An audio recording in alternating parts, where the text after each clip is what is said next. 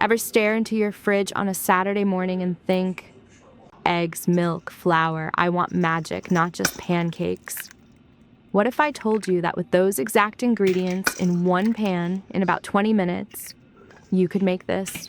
That, my friends, is a Dutch Baby, a giant, puffy, crispy-edged, custardy-centered oven pancake, and it's about to become your brunch secret weapon. Now, the name's a little funny. It's not actually from the Netherlands. Its great-great-grandparent is the German Pfannkuchen.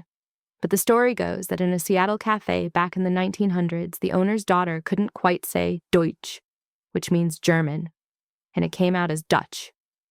The name and the legend stuck, and thank goodness it did. Ready to make your own edible cloud? Let's go! Step 1. The hot pan setup. This is non-negotiable. Take your trusty 8-inch cast iron skillet, yes, the one that weighs a ton, and put it right on the middle rack of your cold oven. Then turn the oven to 425 degrees Fahrenheit and walk away. We need that pan to get screaming hot with the oven. This is the entire secret to the big puff. Promise. Step 2. The 30-second batter. While that heats, let's make the easiest batter of your life. Grab your blender, toss in a half cup of room temperature milk, a half cup of all-purpose flour, 3 large eggs, 2 tablespoons of sugar, a teaspoon of vanilla, and a 1/4 teaspoon of salt. Blend it on high for about 30 seconds until it's smoother than a jazz playlist. See? No lumps. Just pour it into a pitcher or let it hang out in the blender jar. The batter gets to relax while our pan gets angry hot. Perfect. Step 3. The butter sizzle and pour. The magic moment. Okay. Oven's beeped. This is go time. Put on your oven mitts. Seriously, the handle is a trap.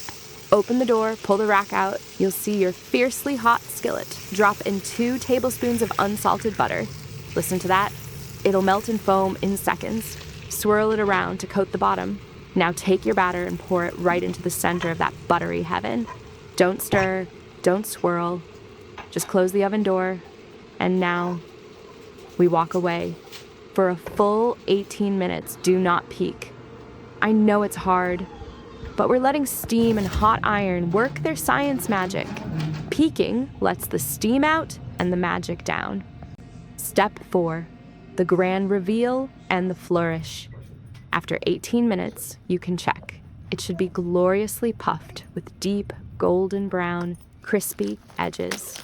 If the center looks a little wet, give it 2 more minutes, then mitts on. Bring it to the world. Behold your edible golden crown. It will start to deflate almost immediately. That's totally normal and part of the drama.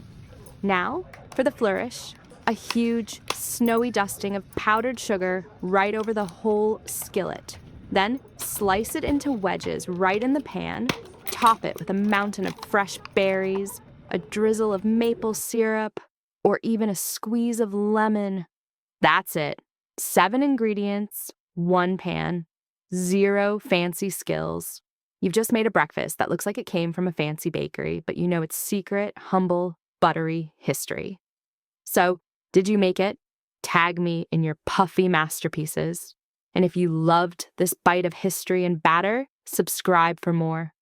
Up next, we're tackling the fluffiest soufflé pancakes you've ever seen. Now go on. Be the brunch hero you were always meant to be.